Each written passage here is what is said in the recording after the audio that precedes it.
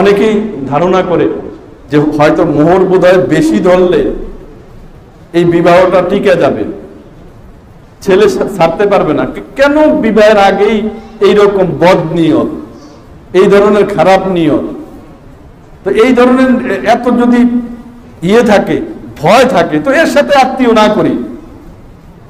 যার সাথে মনে হয় যে সংসার টিকবে, এই ধরনের ছেলে বের করি খুঁজে।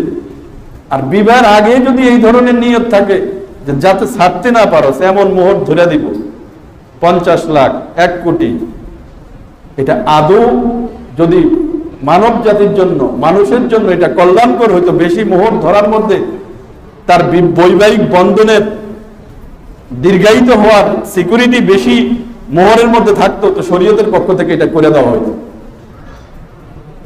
বাস্তব ক্ষেত্রে উল্টাই দেখা যায়।